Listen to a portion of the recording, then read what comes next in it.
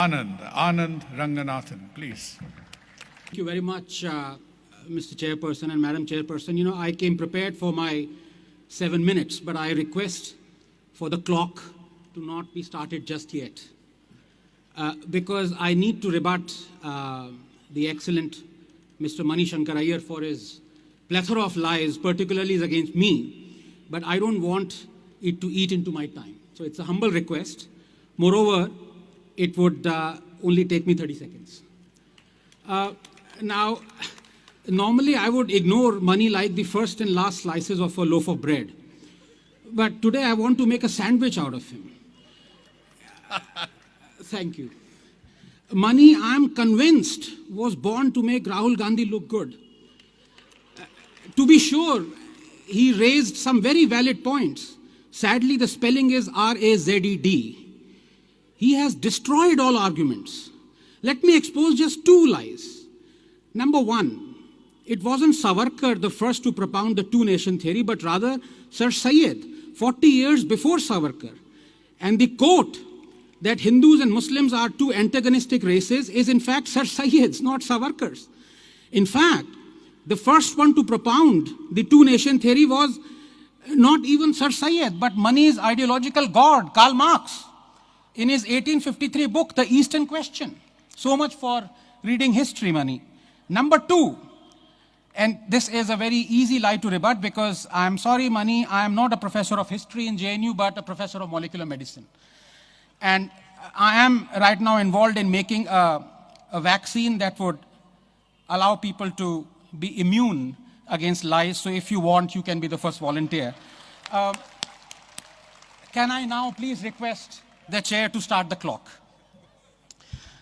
Thank you for inviting me to this wonderful debate with a wonderful audience and wonderful adversaries who, and I say this in a lighter vein, can be introduced in 4 sentences. The first was kept in suspended animation by the Congress. The second has been suspended by the Congress. The third is itching to be suspended by the Congress. And the fourth is so sloshed that he can't even remember if he or he is not suspended by the Congress. As for the topic, I'm intrigued because this much emphasis on history, quite frankly, amuses me. Forget re-narrating. What in the first place do we mean by our history? You see, as a scientist, the time scale that interests me is not 100 or 500 or 1,000 years, but 1 billion or 5 billion or 10 billion years. And on this time scale, I'm not Indian, but Ethiopian. I'm not a descendant of a Ranganathan, but the descendant of AL2881 or Lucy. And I'm not a creation of design, but of a conspiracy hatched by thunder and lightning and water and ammonia and hydrogen and methane and dust. Let religion and its mesmerizing literature not fool you into believing you were created by someone who wasn't a product of the RNA world. And so nothing really matters, whether our ancestors were brilliant or not, whether our culture is ancient or not, whether our religions are better or not. We are but an inconsequential bunch of cells. Then why does history matter? It matters because, like science, it has to be built on an edifice of truthful observation and facts, because the correct understanding of it strengthens us, helps us survive, with a slight difference. Scientists like black and white, historians love the gray. This gray has given mankind, I put to you, ladies and gentlemen, only misery. It is because of the gray that there are people who still believe in religious books, or in Mao and Hitler and Tipu and Godse and Churchill and Rhodes and Aurangzeb and hundreds more who have committed awful crimes, but the believers of grey have forgiven them because they also did some good. Grey is social Darwinism gone berserk. Grey has birthed cruel empires and believers of the grey have feted them. Worse, our history has been written by those who believe in the grey. Nations weaken not because of their past, but rather by how they are taught it. For 70 years, we have been taught to forget historical injustices. From Somnath to Kashi Vishwanath, Babarpur to Bakhtiyarpur, from Allahabad to Aurangabad, these injustices have deliberately been made visible, as though to lionize the debasement, celebrate the humiliation. And the irony is that the same people who have taught us this, drilled this self-loathing in us, these very same people, men and women of grey, want others to fight historical injustice around the world. They condemn barbarians of the West, hitherto worshipped, like the Confederacy generals, Rhodes, Churchill, Pizarro, Murray, Colston, Leopold. They celebrate their roads and buildings being renamed, their statues being brought down. But here in India, they eulogize Tipu, Aurangzeb, Babar, Khilji. They celebrate the destruction of Kashi, Mathura, Ayodhya, Martand. Why? To me, the mark of civilization is this unquenchable thirst to demand justice for your ancestors, to correct a historical wrong. For that exemplifies a continuity, an idea, a memory that can never be erased. That is worth fighting for and preserving. It makes justice greater than the sum of its parts. And that is why civilizations are not fleeting like empires. That is why history is a medicine. Catharsis is a cure. If an image could speak 1,000,000 words, it would be that of the Gyan-Vyapi mosque built atop Kashi Vishwanath, demolished by Aurangzeb. If orphaned stones could speak and not just weep, the stories they would tell of Mathura idols being used as stepping stones in a mosque, why shouldn't Mathura or Kashi be washed of the sins of the tyrants committed on it? But the Supreme Court has willfully ratified the Places of Worship Act that obligates maintaining all religious places as they were on August 15, 1947. In a just world, our Parliament and our Supreme Court wouldn't have done this. But they have. Why? Because we are fearful of learning our true history. There are hundreds of examples, but just one would suffice. Tipu Sultan. Read his manifesto, written in his own words. It is a terrifying proclamation calling for all Muslims to come together to wage jihad. Annihilation of the infidels is a sacred duty, he writes. The Hindus of Coorg suffered a particularly brutal onslaught.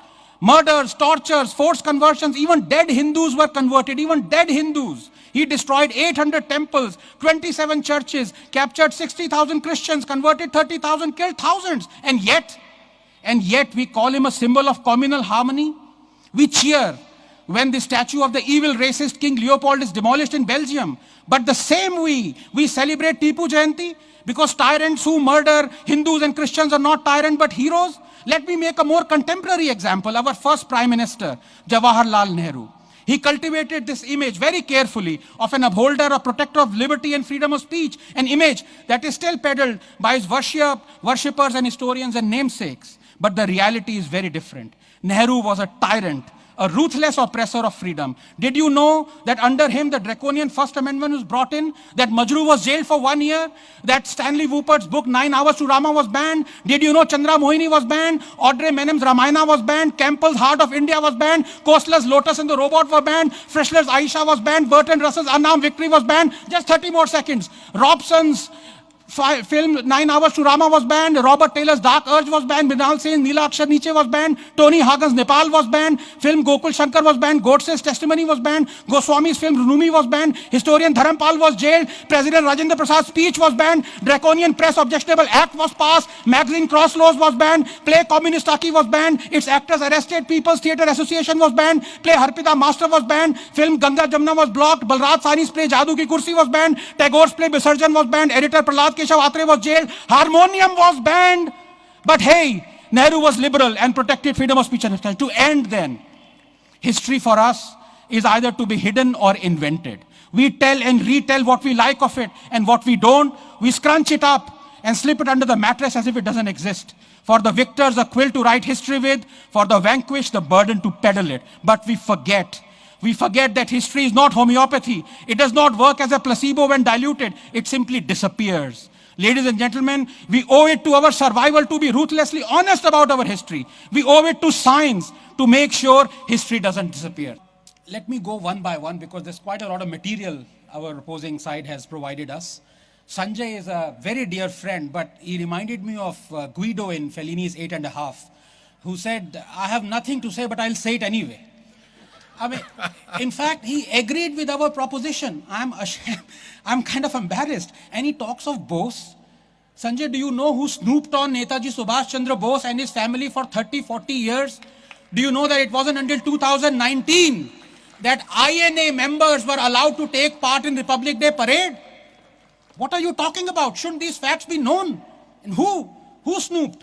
Yes, Jawaharlal Nehru. of the excellent Mani Shankar Iyer, his arguments are like expired poison. You are left wondering whether it is more poisonous or less poisonous. I mean, he accuses me of narrating a litany of complaints about Nehru banning books and films. Well, he is a writer. He has written, albeit contentious, a lot of books. How would he feel if Modi banned all his books? Would he not want people to know that Modi has banned his books? Would film writers not want to know that Nehru banned their books or their films? Or jailed writers, jailed authors, jailed Majru Sultanpuri because he called Nehru as Hitler ka chela? And one of the other speakers, I'll come to him abhi, sabka hisab hai. He said, he talked about, Nehru ke liye complain kar rahe ho, Nehru ko tyrant keh rahe ho, dekho Modi kya kar. Is that the argument? Two wrongs make a right? By the way, I also have a list where this present government has been stomping on freedom of speech and expression. I do. And I am the first one to shout from the rostrum saying that UAPA charges have been leveled, people have been arrested. But this gentleman did not talk about how in this West Bengal, Mamata Di has also arrested people on charges of sedition, on charges of UAPA. That he will not tell, but I'll come to that later. I'll come to my another good friend Manish. His arguments were excellent, except for the beginning, the middle and the end. He quoted Churchill. Now, I am not one to quote the racist Churchill because it's not politically correct, but let me quote because he did. Incidentally, he was wrong on the number of Bengalis who died of famine. There were 4.3 million. He should know his facts, but then they are from the other side. But, Churchill said, an empty taxi rolled into 10 Downing Street and Chamberlain got out. He reminded me of that. Now let me come very finally, I have very few time left, I'm sure I'll get 30 more seconds, of Mr. Jawahar Sarkar. He managed to pack in so many lies in 7 minutes. It is entirely fitting that he's a member of parliament.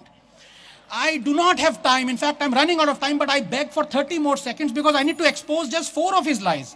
Number 1, this 15